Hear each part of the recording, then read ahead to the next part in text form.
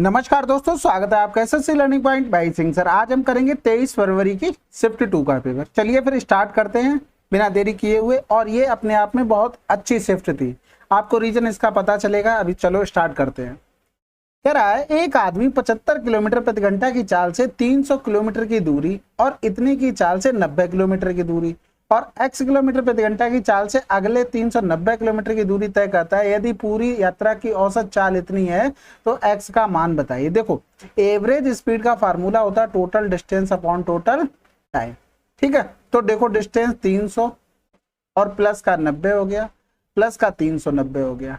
ठीक है, अपॉन में टाइम जब हम लिखेंगे तो डिस्टेंस अपॉन स्पीड लिखेंगे। तो यहाँ पर देखो 75 से 300 में भाग करेंगे तो 15 पना 75, 15 दूनी 30 हो जाएगा, 55 25 हो गया। तो यहाँ से 4 आ जाएगा, 4 बार कटेगा। ठीक है, तो यहाँ से 4 हो गया। फिर इससे करेंगे तो 45 दूनी 90, ये हो गया।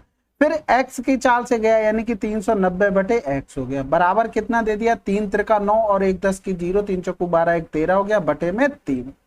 अब ऊपर इनको जोड़ लेंगे तो 0 हो गया, 9 9 18 की 8, हासिल लगा 1 हो गया, यानी कि 4 3 7 हो गया। और बटे में क्या हो जाएगा, 4 2 6 प्लस का 390 बटे में x बराबर हो गया 130 बटे में 3। तो यहाँ से 13 एकम 13 हो गया और 13 छक 78 हो गया। फिर 10 छक के 60 हो जाएगा। तो यानी कि छेतियां 18, 18 से 6 अगर हम माइनस करते तो कितना आ जाएगा, 12 आ जाएगा।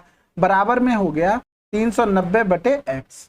ठीक है, तो x बराबर 390 बटे 12 कर देंगे, यानी कि 12 तियां 36 हो गया, बचा 3 हो गया, तो 12 दूनी 24, यानी 32 पॉइंट समथिंग आंसर। अगला सवाल, ये तो आसान है बिल्कुल। यहाँ से इसका रूट निकालेंगे तो 13 हो गया, यानी कि यहाँ से 8 3 11, 9 1 10 की 0 हो गया, 6 होगा ना, 8 1 9 हो गया और 196 हो गया। 196 ये किसका होता है, 14 का, यानी कि 4 2 3 ये 18 हो गया। 18 इसमें जोड़ देंगे तो ये 9 का आ जाएगा। आसान था ये तो।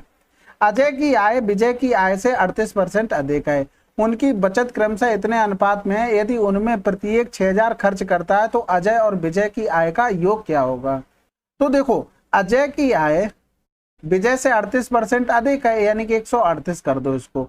यानी कि यहाँ से अगर करते तो 2 छक्के 12, दोने में 18, 2 पंजे 10 हो गया, यानी कि ये हो गया 3 और 2। इन दोनों का डिफरेंस बराबर है, नहीं बराबर है, तो इसका डिफरेंस 1 हो गया, इनका डिफरेंस कितना हो गया, 50, यानी कि 19 हो जाएगा।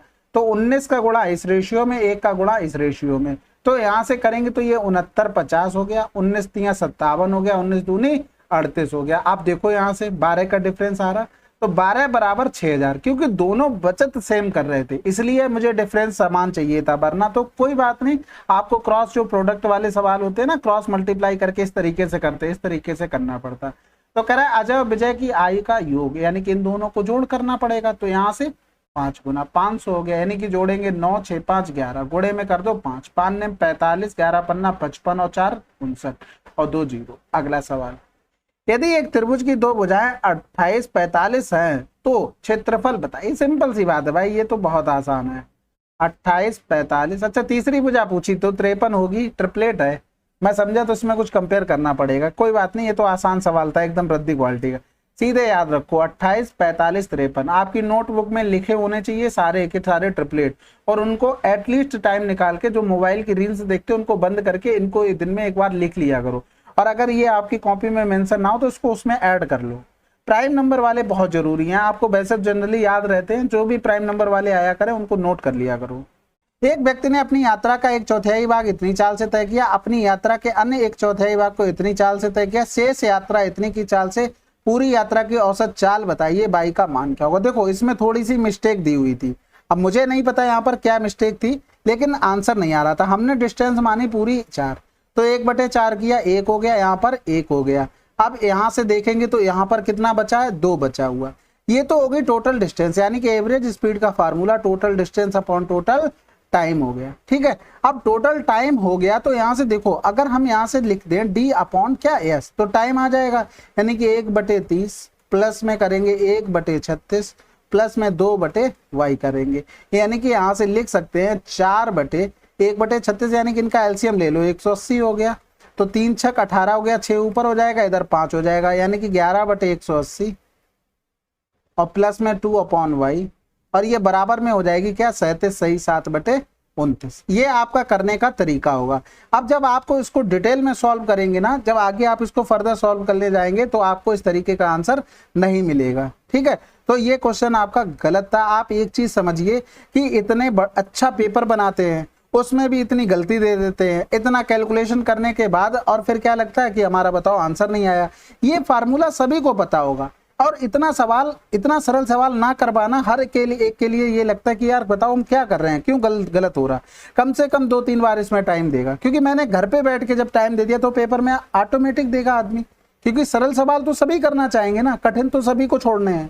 ठीक है, तो ये सवाल आपका रॉन्ग था। अगला सवाल करते हैं। एक थैले में इतने इतने के सिक्के इस रेशियो में थे, और यहाँ पर क्या दिया था, धनराशि। तो धनराशि हम बनाते हैं, 2 रुपए के 3 सिक्के 6 हो गए, 5 के 5 सिक्के 25 हो गया, 70 हो गया। तो यहाँ से करेंगे 5 6 5 11 हो गया, यहाँ पर 3 7 3 10 हो गया। 101 की वैल्यू दे दी थी 12 × 12। ठीक है, हमें क्या 10 के सिक्के चाहिए थे, यानी कि 7 की वैल्यू चाहिए थी। तो सबसे पहले तो या तो 7 का मल्टीपल भी इसमें चेक कर सकते थे, एक ही तुमको आंसर मिलता है। ठीक है, ये तो 12 बार चला जाएगा, 84 आंसर। अब ये सवाल आया था, ये भी कोई क्लियर ही नहीं है इसमें वो क्या कहना चाहता है। अगर मान लो जैसे ये दिया गया था रेशियो, किसका दिया गया था, धारा की चाल का नाव की चाल से, यानी कि नाव की चाल कितनी है, 3 है, यानी कि यहाँ पर 3x रख दो, 2x रख दो। समझ गए बात को। अब ये क्या कह रहा था, लिया गया कुल समय धारा के विपरीत दूरी, यानी कि विपरीत दूरी का मतलब क्या होता है, यानी कि विपरीत चाल में चलने को बोल रहा होगा। तो 100/3x माइनस का 2x करते, बराबर में क्या लिखते, 50 लिखते, तो x बराबर 2 आ जाता। यही तो आता ना। अब यहाँ से अगर स्पीड निकालते आप, 3 दूनी 6 आ जाता, 2 दूनी 4 आ जाता। अब वो कह रहा था कि धारा के अनुकूल जाने में लिए गए समय और विपरीत जाने में, विपरीत वाला तो 50 हमें पता है, अनुकूल जाता तो 100/10 कर देते, तो कितना लगता, 10 लगते, यानी कि दोनों का डिफरेंस 40 आना चाहिए था। लेकिन पता नहीं इसमें इन्होंने कौन सी निंजा टेक्निक लगाई है। ठीक है, अगला सवाल देखते हैं। अब यहां से देखो, एक कंटिन्यू देखना, आप सवाल को देखना, एक ये हो गया, सेकंड हो गया। अब इसको भी देखो, ए बी का रेशियो ये दिया था, अगर रेशियो इजी करते तो ये 7:6 आता। 6 महीने के बाद ए ने अपनी पूंजी को 2 गुना कर दिया, यानी कि 6 महीने के लिए ये लगाया, 2 गुना कर दिया, यानी कि 14 हो गया। बी ने अपनी पूंजी का इतना कम कर दिया, इसका मतलब 1/3 कम कर दिया, यानी कि 3 से 1 कम किया, बचे कितनी, 2/3, यानी कि 6 का 2/3 करेंगे तो 4 आ गई। इसने भी 6 महीने बाद किया। वर्ष के अंत में, यानी कि इनमें 6 का गुणा होगा। तो देखो इनको जोड़ेंगे तो क्या आ जाएगा, 14 प्लस का 7 इंटू में 6 आ जाएगा। इसको जोड़ेंगे तो 10 इंटू में 6 आ गया, तो 6 से 6 कैंसिल, यानी कि 21 अनुपात कितना आ गया, 10 आ गया। अब यहाँ से 17.4 बटे अगर हम करते 1 और 2 1 3 31, ये मल्टीपल हो रहा, कहीं से नहीं हो रहा। तुम्हें वैल्यू किसकी निकालनी है, 1 की निकालनी है, 21 की। अब बताओ कहीं से निकाल पाओगे इस तरीके से, यानी कि इन्होंने ये आंसर दिया है। तो एक चीज बताओ, यहाँ पर ये 6 से डिवाइड भी होना चाहिए था, तो 6 एकम 6 तभी तो कर पाओगे। 21 छक्का क्या होता है, 126 होता है। तो ये भी आपका गलत था। लेकिन अब यहाँ से अगर आप बनाना चाहते, आप तुक्के से लगाना चाहते, तो 21 का मल्टीपल आप चेक करके आंसर लगा सकते थे। तो इसमें आपके ये भी गलत था। यानी कि ये देखो परिवर्तनशील वाली रेखा, इसको देखो पढ़ा होगा तो ठीक है, नहीं तो ये इस तरीके से आपको बनेगा। अंतःखंड की आपकी दूरी निकालनी पड़ेगी, फार्मूला बनता है x/a + y/b। उनको सबको आपको याद करने की कोई जरूरत नहीं है। अगर आप ऐसा करेंगे तो आप फंस के रह जाएंगे, कोई मतलब नहीं निकलेगा। तो यहाँ पर सिंपल सा फार्मूला याद कर लो, bx प्लस का ay बराबर में हो गया 3xy। ठीक है, अब यहाँ पर ये वैल्यू दे दी, ये a, b होगी। इसको देखो नोट करके डायरेक्ट याद कर लेना। देखो ज्यादा डिटेल में जाएंगे वो भी नहीं कर पाएंगे आप, इतना टाइम ही नहीं होगा पेपर में कि उतना डिटेल में करके जाए। तो इस तरीके से इसको कॉपी में नोट कर लेना और बार बार देखना, याद आ जाएगा कि केंद्र के बिंदु पथ ज्ञात कीजिए, किस तरीके से बनेगा। तो देखो b की वैल्यू 2x हो गई, प्लस a की वैल्यू 5y हो गई, माइनस का 3xy आंसर आ गया। तो इसको ज्यादा डिटेल में मेरे हिसाब से तो जाने की जरूरत नहीं है। बाकी आपको देखो अंतःखंड का आपको लाइन निकालनी पड़ेगी, x/a फिर y/b बना के फिर दुनिया भर का ड्रामा करो, उससे बढ़िया आप इस तरीके से कर लो। ठीक है, अरुण और भास्कर एक कार को क्रमशः इतने और इतने दिनों में कर सकता है। ठीक है, यदि वे एक साथ मिलकर काम करते हैं तो कार्य पूरा कितने दिनों में हो जाएगा। तो देखो 26 × 39 और बटे में 9 6 15 की 5 हाथ से लगा 1 3 3 6 हो गया, 13 दूनी 26, 13 पंजे 65 हो गया, यानी कि 2 ने में 18, 2 3 6 7 हो गया, यानी कि 15 पना 75, 15 से 3/5 आंसर। ठीक है, ये चीज हमने बताई है। अगर ए काम x दिन में कर रहा है, बी काम y दिन में कर रहा है, अगर पूछा जाए a + b कितने दिन में करेगा, तो x × y/x + y दिन में। अगला सवाल, अब यहाँ से देखो, अगर इसको निकालना हो, देखो आसान सवाल है, इसमें आपको कोई दोहराए नहीं होना चाहिए था। देखो आपको पता है x माइनस 1/x बराबर a दिया हो तो आप क्या लिखते हैं, x Q minus 1/x Q, value क्या निकालते हैं, ए क्यू, और फिर प्लस में 3a, और इंटू में x इंटू 1/x करते हैं, ये कैंसिल आउट हो जाता है। लेकिन यहाँ पर हम इसी तरीके से जाएंगे 9 की पावर 3 प्लस में 3 इंटू 9, लेकिन एक्स वाई जो मल्टीपल में आएगा वो कटेगा नहीं, यानी कि कटेगा नहीं तो उसकी वैल्यू क्या होगी, 7 होगी।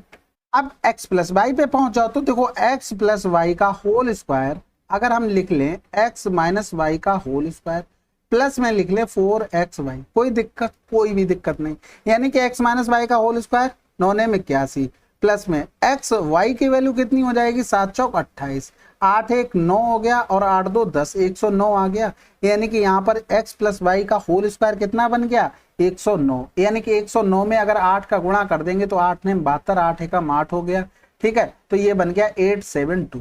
अब यहाँ देखो इसका क्यूब कितना हो गया, 729, इंटू में 3 ने 9 3 27 यार, ठीक है, 9 3 27 हो गया, 7 7 49 हो जाएगा, और बचा कितना है 4, 7 दूनी 14 और 4 18 हो गया, यहाँ पर प्लस का साइन। अब यहाँ से देखो 9 9 कितना हो गया, 8 हो गया, इधर माइनस का साइन था, 8 से 2 घटाएंगे तो 6, यूनिट डिजिट मिल गया, काम खत्म हो गया, क्यों हमें परेशान होना है।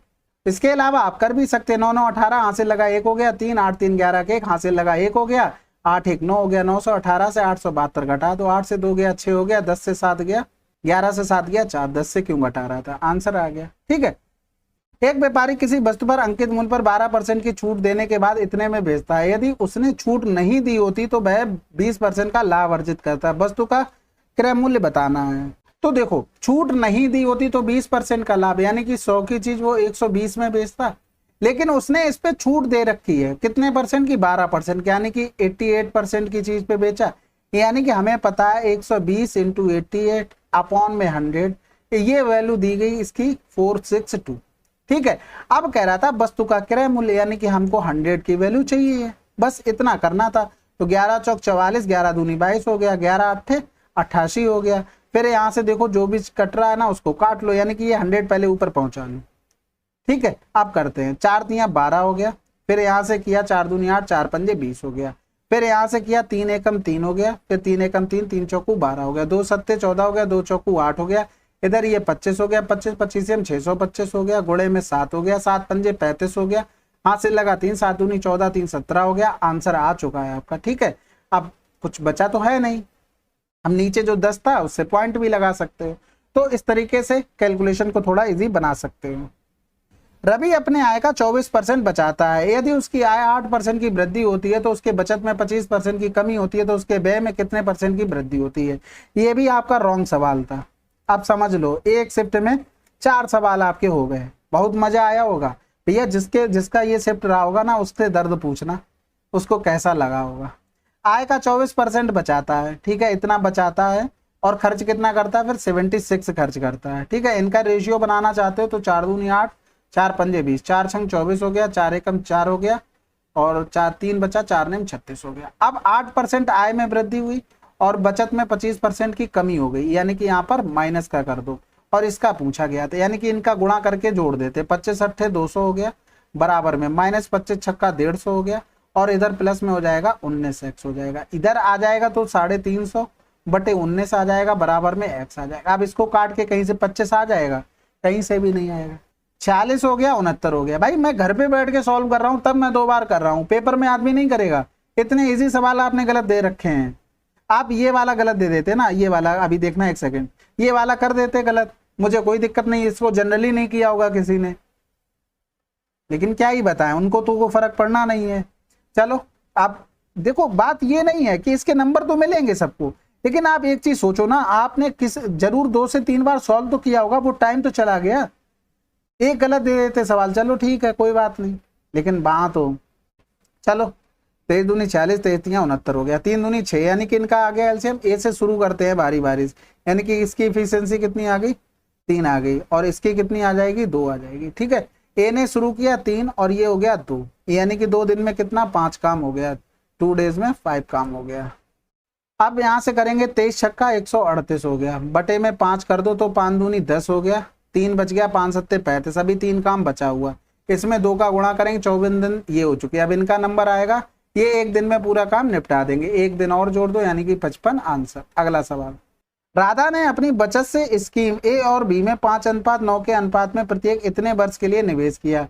स्कीम ए में अर्धवार्षिक रूप से चक्रवृद्धि की जाने वाली 20% वार्षिक ब्याज की दर पर मिलती है और स्कीम बी में उसी दर ब्याज मिलता है, लेकिन वह वार्षिक रूप से चक्रवृद्धि होता है। यदि इतने वर्ष के बाद दोनों स्कीमों से प्राप्त कुल ब्याज इतना है तो उसके द्वारा स्कीम ए में निवेश की गई राशि की गणना कीजिए।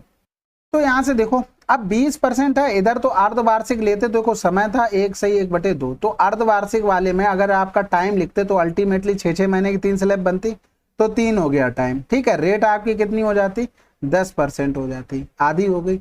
अब जो पूरा वार्षिक ले रहा है तो 1 साल के लिए तो उसकी तो सेम रही रेट, कितनी 20% रही, और अर्धवार्षिक वाले में उसकी 1/2 के लिए रेट कितनी हो गई, 10% हो गई। इनका अगर इफेक्टिव निकालते तो 20-10-30, ये 20-10-30 हो गया और 30 हो तो 32 हो जाएगा यहाँ से। ठीक है, अब देखो फार्मूला लगा दिया और कुछ नहीं किया है, अपॉन 100, और इसका अगर हम 100 मानते तो यहाँ से 33.1 देता। अब यहाँ पर 100 तो था नहीं, 500 हो गया, इधर 900 मान लो, कैलकुलेशन में आसानी रही। तो 500 का इतना परसेंट निकालेंगे तो 5 एकम 5, 5 15, 5 15 16, 165.5 आ गया।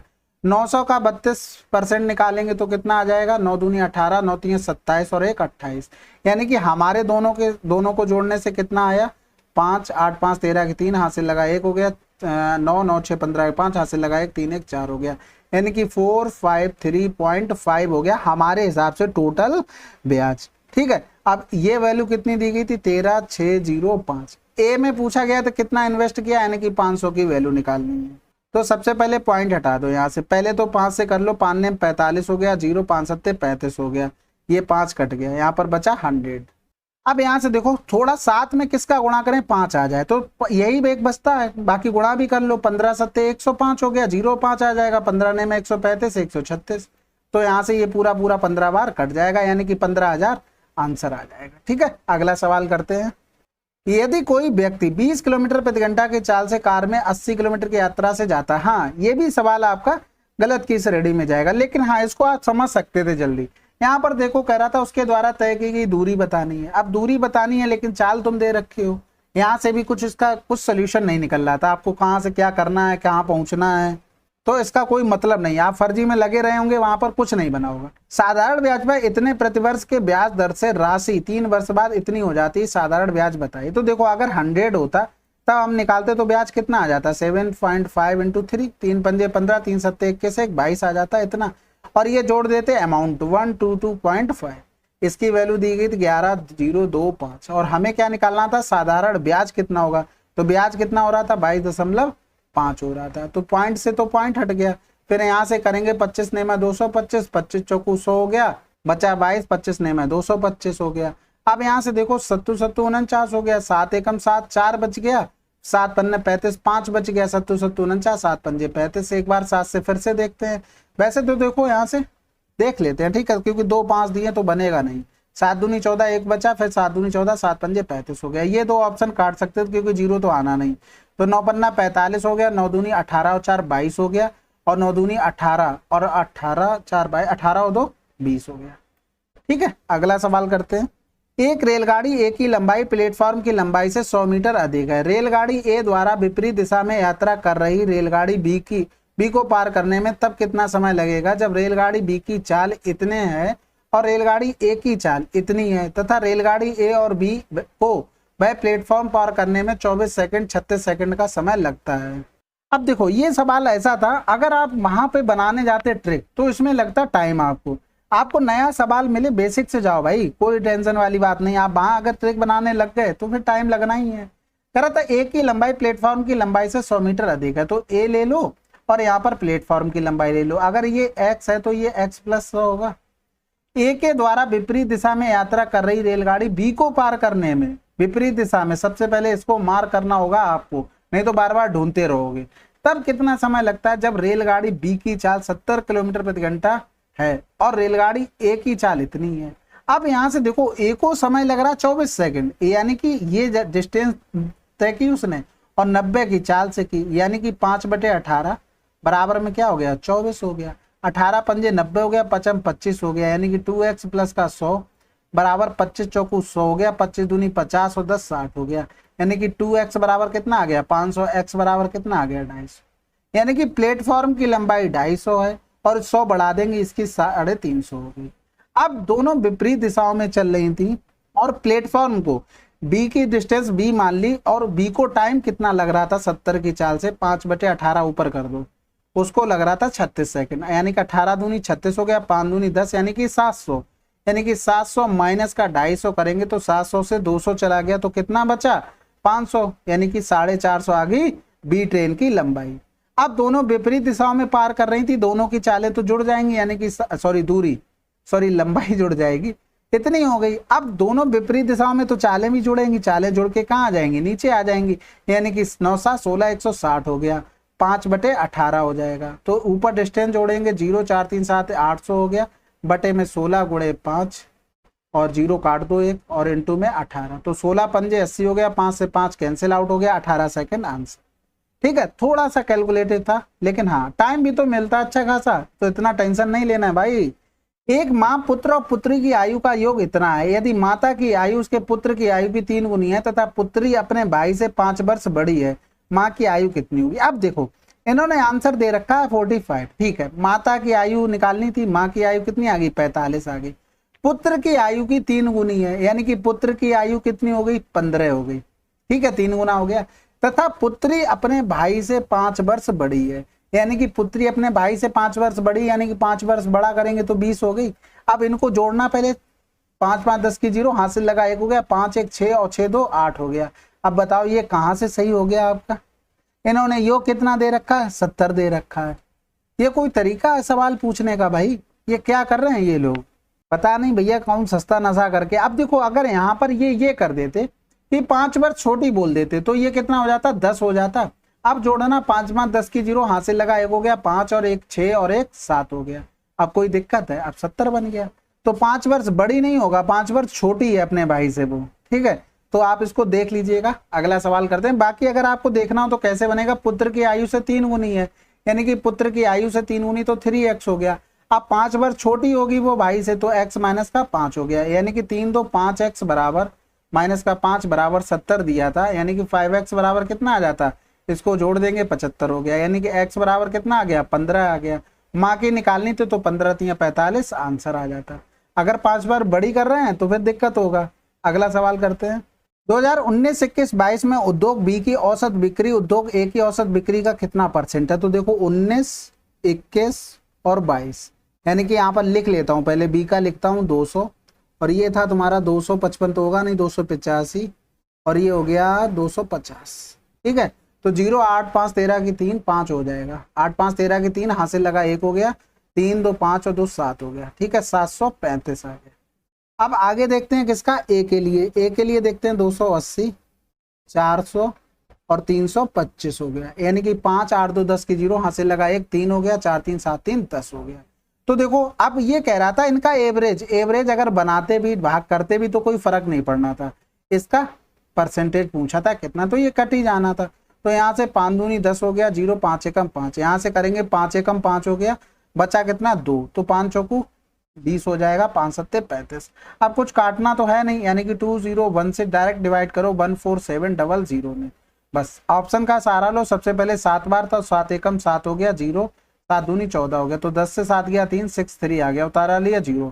फिर ऑप्शन देखो सबसे बड़ा 5 है, तो 5 दूनी 10, यानी कि ये तो 200 में 5 का गुणा करेंगे 630 से बड़ा आ जाएगा, तो ये काट दो। 3 से करेंगे 3 दूनी 6, यानी कि 200 में ही अगर 3 का गुणा करते तो 600 छोटा आ जाएगा, आंसर लगा दो, आगे बढ़ो। अगला सवाल, मान लीजिए पी सबसे छोटी संख्या जो 12 18 31 से विभाजित करने पर प्रत्येक स्थिति में शेषफल 4 आता है। पी 28 से विभाजित है, यदि पी 13 से विभाजित किया जाता है तो शेषफल कितना होगा। ये अच्छा सवाल है, एसएससी ने बहुत बार पूछा है, मैंने कराया भी बहुत बार है, ठीक है। अब यहाँ से देखो सबसे पहले 12 18 31 का एलसीएम ले लो, इनका तो एलसीएम आप आसानी से 36 ले लेंगे, 31 तो प्राइम नंबर है तो इसको ऐसे ही चिपकाना पड़ेगा। तो 36 एकम 36 हासिल लगा 3, 36 3 108 और 111 हो गया। अब ये संख्या हमारी 28 से डिवाइड है, यानी कि एक संख्या होगी इस तरीके से वो 28 से डिवाइड होगी, यही तो कह रहा था, पी से डिवाइड हो रही है, समझ रहे। लेकिन उससे पहले आपको 4 जोड़ना पड़ेगा, क्योंकि इससे डिवाइड करने पर जो भी एलसीएम आया 4 शेषफल भी देना चाहिए उसको, तभी तो बात बन पाएगी। तो देखो यहाँ से हम एक क्या करते हैं 116 में डिवाइड करते हैं पहले 28 से, देखते हैं कि बचता कितना है। तो इसको 3 बार जाएगा, 3 अट्ठे 24, 3 दूनी 6 और 2 8 हो जाएगा, यानी कि 11 से 4 गया 7 बचा और 10 से 8 गया 2, उतारा किया 6 का। फिर यहाँ से देखो अब तो 27 में तो दे नहीं सकते, पूरे में ही देना पड़ेगा, तो इसको 280 तो ज्यादा हो जाएगा, 9 बार करके देखते हैं। 9 अट्ठे 72 की 2 हासिल लगा 7 हो गया, ठीक है। 9 दूनी 18, 18 और 7 25 हो गया, 6 से 2 गया 4, 7 से 5 गया 2, ठीक है। तो ये बचा हमारा 24 के प्लस का 4/28, जो कट गया तो वो कट गया। अब यहाँ से साफ आपको दिख रहा होगा, अगर के बराबर हम 1 रख दें तो हमारा ये कट जाएगा, यानी कि 28/28 हो जाएगा, समझ गए। यानी कि जो नंबर हमारा रहा होगा तो वो क्या रहा होगा 116 इंटू में 1 प्लस का 4, ठीक है। अब इतना करने की जरूरत नहीं, अब हमने यहाँ से देखा ये 28 से 28 कट रहा था, तो 28 में 13 से भी भाग कर दो तो 2 आंसर आ गया। आपको काट के वहीं पर पहुंचना, तो इससे बढ़िया डायरेक्ट ही कर लो। अगला सवाल करते हैं। अब यहाँ से देखो ये सवाल था, ये इस फार्मूले पे आपका डिपेंडेंट था। देखो सिंपल सी बात है, देखो 90 पे काट रहा, तो ये मेरे हिसाब से आप केवल एक याद रखो, ज्यादा फायदेमंद रहता। लेकिन कभी कभी आपको ये भी लाइनें दे देता BC, यानी कि यहाँ से मिलाकर ये, तब भी आपको ये वाला भी फार्मूला जरूरत देता। लेकिन इस पे ज्यादा सवाल आए और ज्यादा इतने भी नहीं आए। एक्चुअल में मैं भी भूल गया था इसको, बहुत दिनों बाद ये नॉलेज में आया कि हाँ ये चीज था, लेकिन मुझे बनाना आता था उसको। लेकिन याद करनी चीजें और बनानी यानी प्रैक्टिकल, अगर याद की वो तो वो भूलता है नहीं कभी। अगर आपने याद की हुई चीजें जैसे ट्रिक बना लेते हैं, याद कर लेते हैं, तो वो भूल जाते हैं एक टाइम बाद, अगर आप रिवीजन में नहीं है। तो देखो यहाँ से ABCD वृत्त की 2 लंबवत जीवाएं थी और O कोई तुम्हारा सेंटर नहीं दे रखा था, वो रैंडमली कोई पॉइंट था।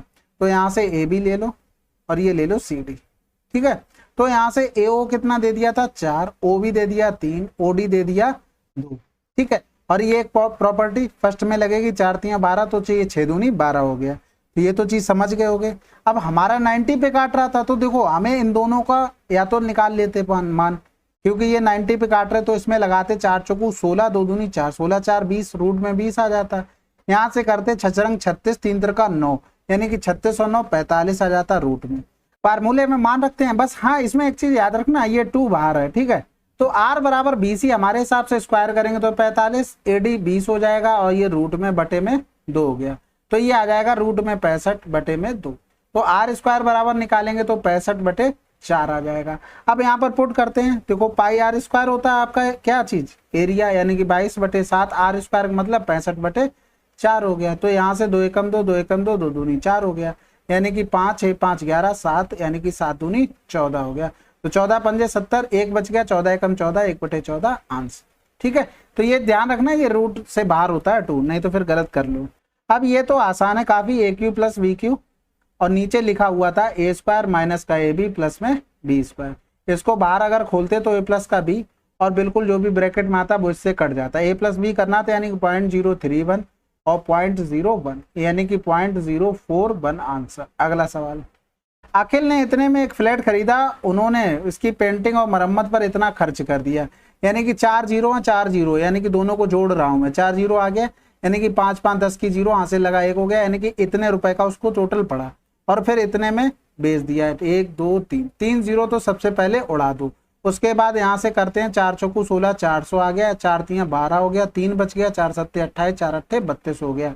अभी भी कटेगा तो काटने की जरूरत नहीं मेरे हिसाब से, तो आप ऐसे ही कर लो, यानी कि 22/400 गुणे में तो 100 हो गया है। 0 से 0 चलेगा, 4 पंजे 20, 4 पंजे 20 आंसर। अगला सवाल। अब ये देखो ये सवाल है, इसका मैंने बहुत पहले इसकी आपको ट्रिक बताई थी, उसका मैं लिंक शेयर कर दूंगा टेलीग्राम चैनल पर इसी वीडियो के जस्ट बाद में, तो उसको देख लेना। इस पे बेस्ड सवाल आए हैं, मैंने उसमें आपको चतुर्भुज पर भी बता रखे हैं, ठीक है। उसके निर्देशांक दिए गए, तो उसको कैसे शॉर्ट तरीके से करते हैं। अब यहाँ से देखो -5, -2 और 1,3 और 2,-2, ठीक है। इसमें एक किसी को 0 बना लो, यानी कि इसमें से 5 हटा देंगे, इसमें से 2 हटा देंगे, तो ये 0 बन जाएगा। इसी तरीके से इसमें से 5 और इसमें 2 और इसमें 5 इसमें 2, यानी कि यहाँ से टोटल तो 6 बन जाएगा, यहाँ तो 5 बन गया, ठीक है। अब यहाँ पर देखेंगे तो ये 7 बन गया और ये देखो 0 बन जाएगा। तो यहाँ से क्या करते हैं, इनका गुणा किया, यानी कि 6 आया, 7 पंजे 35 किया और इनका डिफरेंस, ठीक है। डिफरेंस करने के बाद हम क्या करते हैं, 2 का भाग कर देते हैं, सॉरी 6 गुणे 0 होगा, ठीक है। अब यहाँ पर आया 35/2, तो आंसर आ गया 17.5। इसमें माइनस वगैरह से कोई फर्क नहीं पड़ता, मॉड लगा लिया करो, क्योंकि हमेशा एरिया प्लस में आता है, कभी माइनस में एरिया नहीं आता है, तो ये चीज ध्यान रखना। और उस वीडियो को देख लेना, उसमें चतुर्भुज वाला भी दिया गया है, लेकिन ये एसएससी के पूछे हुए सवाल हैं, पहले एसएससी में पूछा जा सकता है, तभी मैंने उसकी वो ट्रिक बनाई, सही सीपीओ में पूछा गया था, तो मैंने चतुर्भुज पर भी बना दिया, उसको जरूर देख लेना, आगे रिपीट हो सकता है। चलिए फिर ये शिफ्ट आपकी समाप्त हो गई है, और इसमें काफी सवाल गलत थे, जिससे मुझे बुरा लगा पर्सनली। जब मैंने एक बार पेपर दिया था तो उसमें मेरा पहला क्वेश्चन गलत हो गया था, लेकिन मेरा उसमें टाइम काफी चला गया था, आप समझो एकदम अंदर से एक्चुअल एग्जाम में मैं फ्रस्ट्रेशन में आ गया था, ठीक है। अब ये तो पेपर है, कोई ना कोई भाई साहब ऐसा हो ही नहीं सकता, इतना इजी सवाल यार, एवरेज स्पीड का total distance upon total time, ये सभी को फार्मूला पता है, इसको सबको आता है, हर लड़के ने 2 से 2 बार तो ट्राई किया होगा कि यार पता नहीं आंसर क्यों नहीं आ रहा है। इतने अगर सरल सरल सवाल भी गलत दे रहे हैं तो क्या मतलब है इन चीजों का, पेपर तो खराब होना ही है, जिन्होंने अगर इसको रियलाइज कर लिया होगा वो आगे निकल गए हुए। चलो फिर मिलते हैं अगले वीडियो में, और इसकी पीडीएफ आपको हमारे टेलीग्राम चैनल पे मिल जाएगी, वीडियो को देख लो, जो भी रिवीजन करना हो वहां से देख सकते हैं। मिलते हैं अगले वीडियो में, तब तक के लिए जय हिंद जय भारत।